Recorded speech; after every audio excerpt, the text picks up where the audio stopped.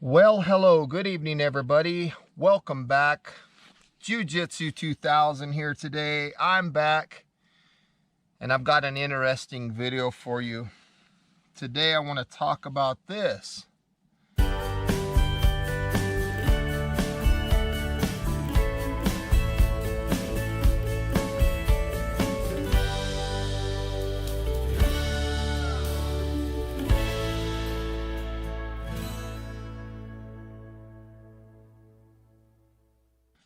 Some of you saw my spring overnighter and you saw this and you were thought it was pretty cool. I got some questions about it. This is, it actually goes by several names. It's commonly known as a rope lighter. And what it is you have a spark wheel right here, kind of like a Zippo, and you have some cotton rope underneath here. And you have a little brass piece here that you can unthread, and there's a spring inside with a ferro rod, like a little flint, very similar to a Zippo. This is a lighter. It's not going to produce a flame, and it requires no fuel. In fact, the rope itself is the fuel. And this was a very popular item amongst sailors. They also call it a sailor's lighter or a sailor's rope lighter. And sailors were using these a lot to get the ember and the coal, and then they would ignite their cigars, they would ignite their pipes, and they would use them to do that. They didn't need a flame to light their cigars or their pipes. So they were known as a sailor's lighter. And then in World War II, they got very popular by the GIs. They would be in the trenches and they needed to light their cigarettes. And so they would take this and they would get the coal, and then they would light their cigarettes. And they were very popular by the GIs because they didn't, if they had a flame, it could have been seen miles away by the enemy. Now, even though they had an ember, that was a lot easier to hide than a flame would have been. And then bushcrafters got a hold of it. What do when we make friction fire? We try to get an ember through sweating and getting all crazy, and then we try to blow that ember and baby it until it becomes a coal or a strong ember, that cherry red thing that you see. And then eventually we would try to put it into a tinder pile and blow it into a flame. So it became very popular amongst survivalists. Again, it's a very simple thing to operate. It doesn't require any fuel. The only downside that I see to these things is if the cotton gets wet, of course, you're not going to be doing anything. Now, when you buy these brand new, you have to char the end of the rope, whether it's a campfire that you use to do that or a lighter or anything like that. That's what you use. Now you can see here that there's a ball here. The ball pulls the rope up. You see the end of the rope is charred, and then you have this little hook here. This little hook allows you to move up the rope to get a deeper bite. As this thing gets used, as the rope or fuel gets used, you can go for a deeper bite. So to operate it, it's very simple. You just fluff up the charred end there, bring it down so that it'll throw a spark right into there, and there you go. You have ignition. Again, these were very popular amongst sailors because the windy conditions on the ship didn't hurt this, like it'll blow a flame out on a Zippo or a lighter. But on these, the more wind you have, the better these things perform, because again, they're creating a coal or an ember. So you see that nice coal there. So it's a super neat thing. So what I'm going to try to do is I'm going to take, I got a really crappy tinder pile here, very terrible. I'm going to try to get this rope lighter to get this tinder going and maybe get a flame out of it.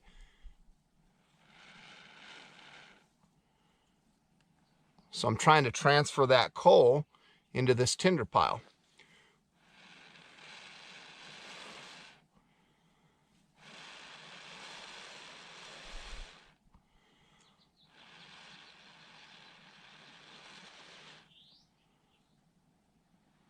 got a little bit going there. Nothing too crazy.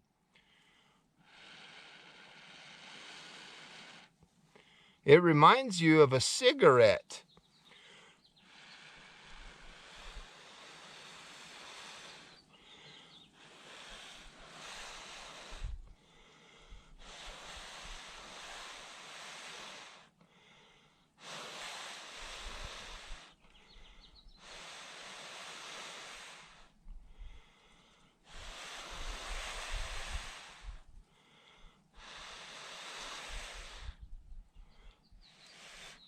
Okay, it looks like I need to get a little bit more rope.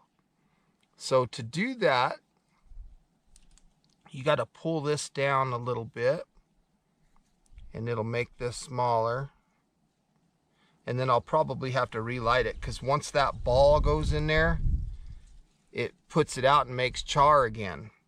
So let me give this another try now that I have a little bit more rope to work with, because I was kind of running out of real estate there.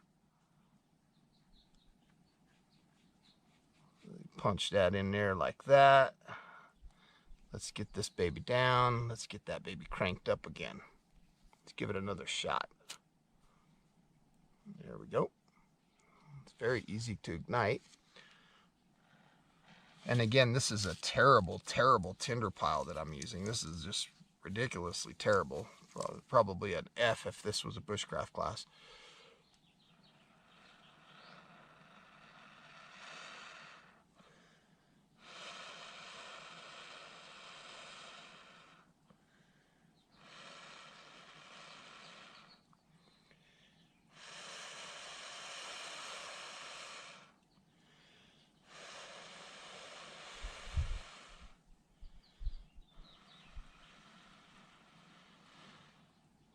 Okay, now we have the tinder pile ignited.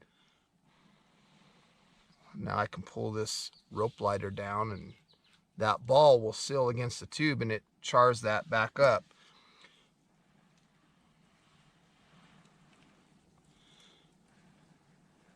So in this case, I've effectively created a flame with this rope lighter. Now I'm going to turn it on itself, and then put some smalls on it, very loosely, of course. And now we have a little bit of fire.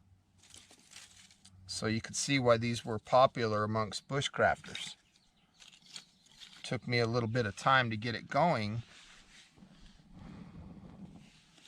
but you can see as a survivalist, this is a pretty cool item. So again, once you put that ball in there, it goes back to charring the tip. And then if you used a lot of the rope, you got to get another bite. And these things don't cost much. They're very inexpensive. And I think it's just a really cool piece of history. And we can use it as a bushcrafter or a survivalist to make fires. I thought it was super cool.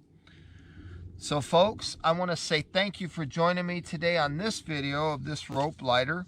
I hope you got some good, useful information out of this video. Please feel free to leave your comments down below, like this video, share this video, and as always, thank you for stopping by, and I hope you guys have a beautiful day. We'll see you next time. Now let's get a close-up.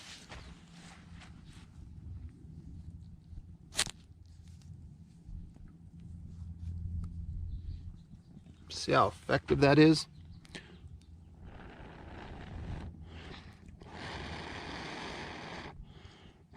Super cool. And then when you pull that ball, it closes off all the oxygen, and it just chars the end of the rope. Makes it like char cloth. Almost like what you would see for flint and steel fire. Thanks for watching.